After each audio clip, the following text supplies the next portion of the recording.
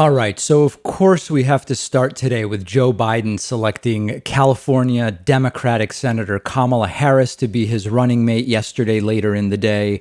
Speculation sort of building.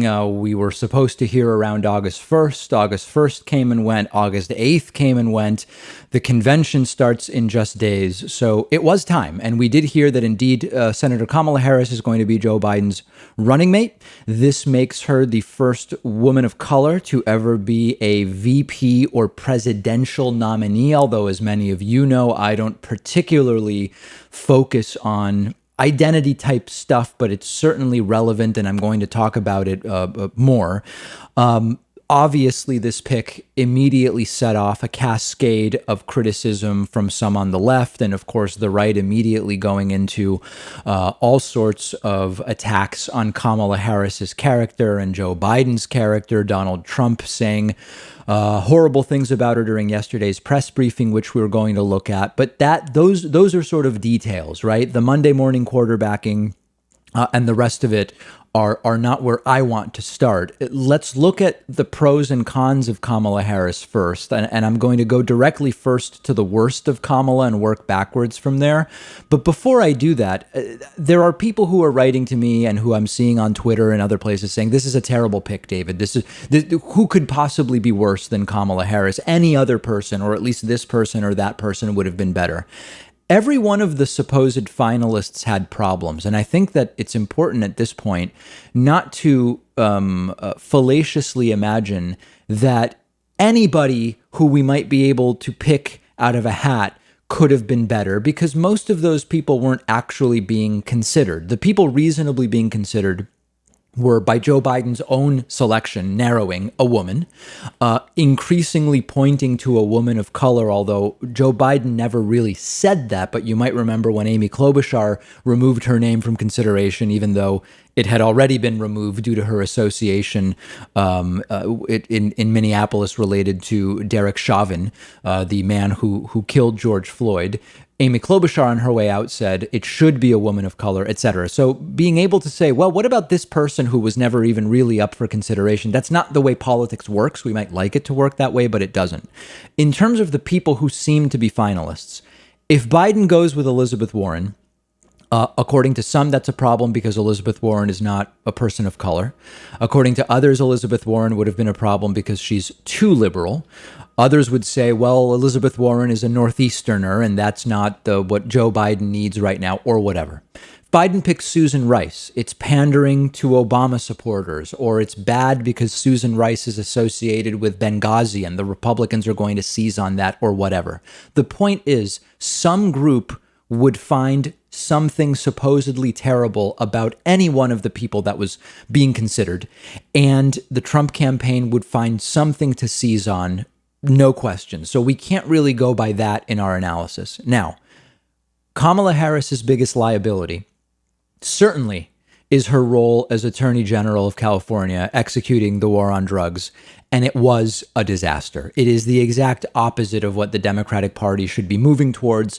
Republicans are going to hit her with it, and they're going to hit Biden with it. They will say, we already know they will do it. Donald Trump has done lots for black people.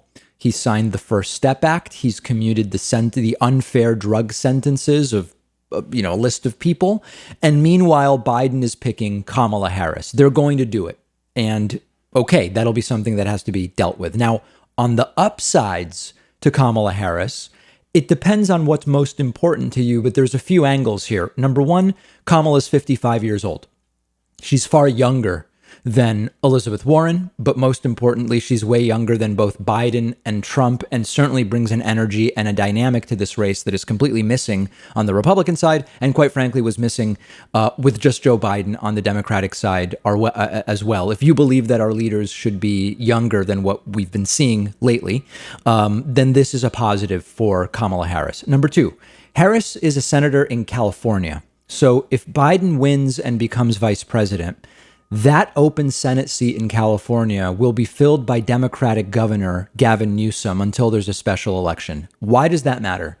If it had been Elizabeth Warren who was selected, Republican governor of Massachusetts, Charlie Baker, gets to pick a replacement, and he picks a Republican. And when you're looking at a Senate in the fall where it's conceivable that Democrats could take control, and if they do, it might only be by one, the last thing you want is to lose one of those seats because Elizabeth Warren leaves and then Charlie Baker picks a Republican. So I think that that's relevant. Now, in terms of debating, Kamala Harris is going to absolutely destroy Mike Pence. Kamala Harris, a far better debater than Elizabeth Warren, for sure. Kamala Harris will make mincemeat out of Mike Pence. Remember this incident with William Barr? Thank you, Mr. Chairman. Attorney General Barr, has the President or anyone at the White House ever asked or suggested that you open an investigation of anyone? I wouldn't. Yes or no? Could you repeat that question? I will repeat it. Yeah. Has the President or anyone at the White House ever asked or suggested that you open an investigation of anyone? Yes or no, please, sir? The President or anybody else? Seems you would remember something like that and be able to tell us. Yeah, but I'm trying to grapple with the word suggest. I mean, there have been discussions of matters out there that they have not asked me to open an investigation, but Perhaps they've suggested? I don't know. I wouldn't say suggest. Hinted? I don't know. Inferred? You don't know? Okay. Okay, so that's definitely a plus for Kamala Harris. Now, let's step back for a moment. A hearty debate about Harris versus whoever else is great, but we should not lose sight of the reality that were it Kamala Harris who had been president instead of Donald Trump when we were hit with the pandemic, this entire country would be dramatically better off today. Kamala Harris at the top level, unlike Donald Trump, can think. Kamala Harris, unlike Mike Pence, thinks for herself rather than simply being a brown noser. So I'm certainly not going to allow myself to be confused or to miss the forest for the trees and forget that Kamala Harris is someone who actually knows things, who can do things, who can function as an executive, is competent and intelligent, whereas right now it's the blind leading the blind. That's what we have right now in the Oval Office. She's not as progressive as I would like, okay, and I know that there's debate over this. Trump said yesterday during his press briefing that she's the most liberal senator. And of course, now I would consider Bernie Sanders to be to Kamala Harris's left, Elizabeth Warren to be to Kamala Harris's left. It is true that a few years ago, Kamala was ranked, according to one ranking, as the most left member of the Senate. That's good in my mind, but certainly today, when you look at specific positions on healthcare, for example, okay, she's not the most left, but I'm not going to lose sight of, I'm not going to lose the forest for the trees. Now, one other really interesting thing to think about, Joe Biden choosing Kamala Harris is sort of the antithesis of how Donald Trump operates. And I tweeted about this yesterday, and a lot of people seem to react in positively, generally, I would say. When people come at Donald Trump, when people confront Trump, when people publicly say things about Trump that they disagree with, even people in Trump's own party, Trump's reaction is to ostracize them, call them out publicly, and cut them out while assailing their character because his skin is so thin. Joe Biden took his toughest critic from the Democratic primary and the debates. I mean, the biggest conflicts during the primary were between Joe Biden and Kamala Harris. And he put her next to him on the ticket. Like him or not, like her or not, this alone is all the evidence I need to know that this is a team that I would choose over Trump, Pence any day. These are adults. Biden has been through so much in his life. It's a joke to think that someone is going to hurt his feelings by attacking him in a debate. And he picked her to be alongside him on the ticket. On the other hand, you have Trump born with a silver spoon in his mouth, a complete narcissist, and we've seen how that has played out with him as president, and the answer is not very well. Now, some of the dumbest takes so far I've seen about this selection One is questioning whether Kamala Harris is really black. That's one that I'm seeing over the last 12, 16 hours on Twitter. Her dad is Jamaican, and Jamaicans are not African American. They are, Afro-Caribbean or something else altogether. Really dumb argument, okay? She's a woman of color, and she's not really African American. Come on, guy. That's the argument. Very, very dumb. And then number two, I'm starting to see the idea that Biden didn't choose her, that the DNC chose her, or some shadow puppet masters, maybe Jewish bankers in some cases, chose Kamala Harris because she's friendly to banking. Come on, okay? We're not. That's not the direction we're going to go in here. Policy analysis, yes. We're not going to go in that direction. Last thoughts on this for now. The other reason that this choice is a big deal, and I'm not saying this is good, but it's impactful, is that the selection of Kamala Harris sort of sets the Democratic Party's course potentially for a decade or more. Bill Scher wrote about this, and you can find his tweet about it, linking to his article. He's Bill Scher on Twitter.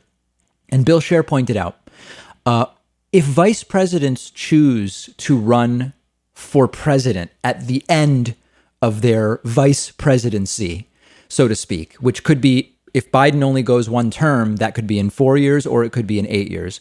When VPs run in the primary, they essentially always win. They almost always win, meaning that when Joe Biden picks a vice president, he is picking someone who would have available to them the Democratic Party nomination in 4 or 8 years. Kamala Harris strikes me, in particular because of her young age, as someone who would be well suited to, after being vice president, if she is, run for president. She is decidedly in the center-left Democratic establishment. There's no denying that. We can argue about exactly where she is on the spectrum of liberal to centrist, but she is not part of the populist, socialist-ish insurgency that we saw get behind Bernie Sanders. She's not in that wing. So if we get 4 or 8 years of Biden, and then Kamala, if she wants the nomination, whenever Biden steps back or is done, if it's 8 years, she has it available. We are talking about anywhere between, 8 and 16 years of this type of Democratic Party. A lot of people are not happy about that. And that's something we're going to be talking about more as well. But this is like it or not, this is a very consequential selection and a very consequential election as well. August 23rd is the 15-year anniversary of the David Pakman Show. We will be doing a huge one-day membership special to commemorate this. I invite you to get on our newsletter at davidpakman.com. You'll be notified on the 23rd of something very, very special, something I don't think we've ever seen before on the David Pakman Show. Grab a free newsletter subscription at davidpakman.com. Let me know your thoughts about Kamala Harris via Twitter, where you can find me at dpakman.